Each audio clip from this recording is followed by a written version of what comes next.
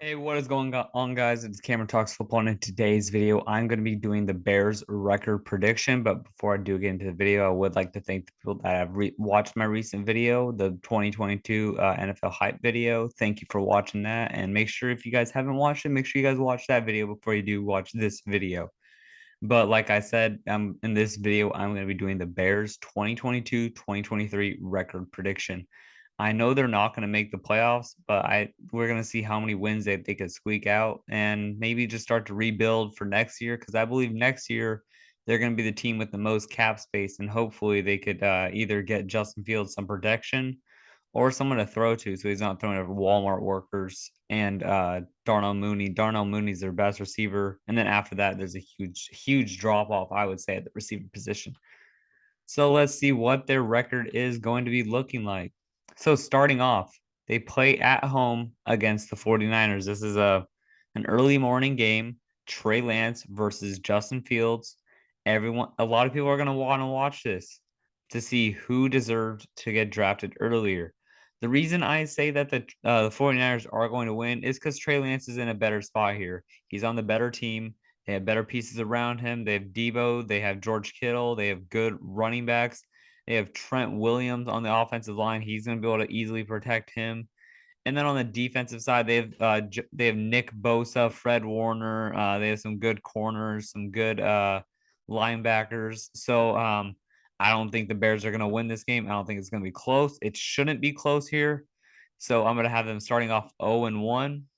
Just like also they're going to be playing the Packers at Lambeau. They're not going to beat the Packers at all this year. So I have them going 0-2 against the Packers and 0-2 right now. So this is a primetime game, of course. So we get to watch the Bears lose on primetime pretty bad against the Packers. What's new? The Packers beat the Bears. The Bears lose on primetime to the Packers. So the Bears don't really have that many advantages over the Packers. The only thing I would say they have an advantage over is possibly their linebacking core. Even though Roquan Smith is wanting a trade, maybe it is like that Debo Samuel situation where he is just wanting to get more money. But if I was Roquan Smith, I would get out of there and go to a better franchise. So this is where they get their first win, though. They get their first win against the Houston Texans. The Houston Texans they have a meh team. They have some draft picks from next year, but Davis Mills he had a good year last year. Had some good stats, I would say. But I think he could possibly be their franchise quarterback. I would honestly try and build around him, and then just put some pieces around him because I think he can be a decently good quarterback. But I think this is where Justin Fields is going to be able to test out his arm strength against the weak Texans secondary, and he's going to be able to have I think a decent amount of time in the pocket. So this is pretty much just going to be a bad offensive line for the Bears against a bad defensive line for the Texans. And we're just going to see which of those two stand at the end. If the Texans get more pressure, then the Texans can win. But I think the Bears are going to win just because of Justin Fields' running ability and him to be able to escape the pocket and extend a play. So the Bears now actually go 2-2. They play the Giants. The Giants, even though they did beat the Patriots in the preseason, they did not look good. They threw some interceptions, they fumbled the ball, and they barely won, even though they played a lot of their starters for most of the game. I would say they played for most of their starters. They played Saquon, they played Daniel Jones, they played Kenny Golladay, they played like all their some of their starting O line, and the Patriots only had their third and fourth stringers in there. So if the team can do that with their third and fourth string, just imagine what they could do with their starting team. So I have them winning that game against the Bears. So right now they are 2-2. So far not too bad. They are 2-2. Going now against a team like the Vikings. They're going to be 2-3. The Vikings, I think, can honestly win this division. I think if Kirk Cousins can play good, they can win this division. It's all on him now to win this division. But honestly, just gonna have to see what he does because he can perform. He does play pretty well. Just as you can see, it's not a primetime game, so he should be able to win this game. Kirk Cousins is allergic to primetime games for some reason. It's weird. He just does not have a good record with it. I think it's like one win on it. Now they actually go back to 500. So they play the Commanders.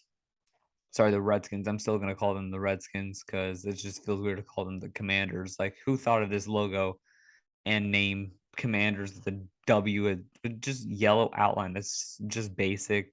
They have pretty much better everything. I think I would take the Bears. I mean the Commanders receiving core over the Bears and possibly their running backs. I think they have even running backs, you could say. But the way that they have the advantage for the Bears is their defense, I would say, just because I understand the Commanders have Montez Sweat and Chase Young, but Chase Young just tore his ACL, and the Commanders don't have linebackers like the Bears do. And I just think that this is gonna be like a hard win. I don't think this is gonna be a really that much of a fun game to watch because it's not that exciting of a prime time game, if you ask me. Honestly, not that many people are gonna want to watch this. And then this is where they have their bye week in between right here. So they are 3-3. So they start off 0-1, 0-2, 1-2, 2-2, 2-3, and then 3-3. And then this matchup right here against the Patriots, Mac Jones versus Justin Fields. I think the Patriots are going to win this game. They get back-to-back primetime games, so we're going to have to see how well they do play against the Patriots. I do have them losing to the Patriots just because I feel like the Patriots are stronger in every category except the linebacker position. The Patriots do need to find a solid linebacker now that Dante Hightower is gone. I understand he did not do that well last year, but he was a captain and a centerpiece for that defense. So I have them going 3-4 right here. And then I have them losing 2 straight games to the Cowboys and Dolphins. The Cowboys, it's going to be between them and the Eagles to win the division. I have the Eagles winning the division. I like what they put around Jalen Hurts. I like what they did to their offense. I like how their defense is looking for this upcoming season. I don't trust the Cowboys in the playoffs, and I don't trust them in big situations.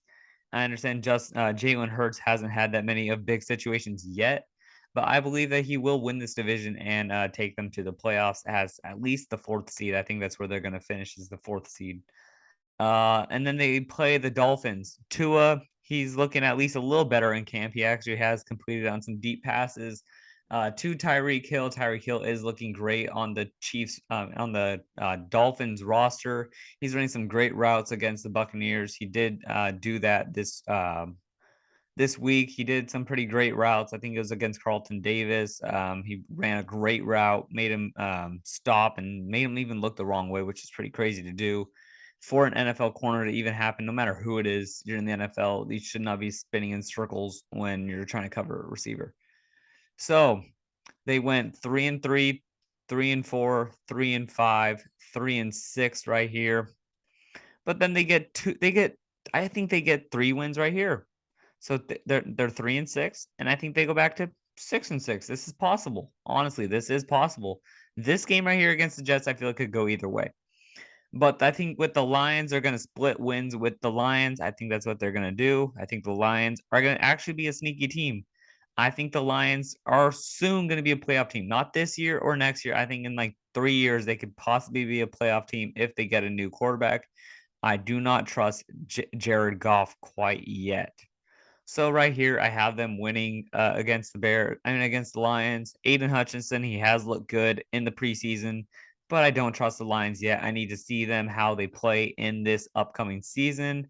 So until then, I have the Lions losing, just like the Falcons. I think the Falcons are going to be a bottom team in the NFL. It's going to be between them, the Bears, the Seahawks, and some other teams that are going to be at the bottom of the NFL. The Falcons have a lot of holes on their team. They need a good running back. They need a good defense. They need a solid corner to help with AJ Terrell. They do have a good tight end, and they do have a decently good quarterback now. But I have them losing to the Bears again. The Bears, I think this is where they're going to try and get some more confidence with their run game and their pass game. I think this is where Justin Fields is going to have a great game against the Falcons.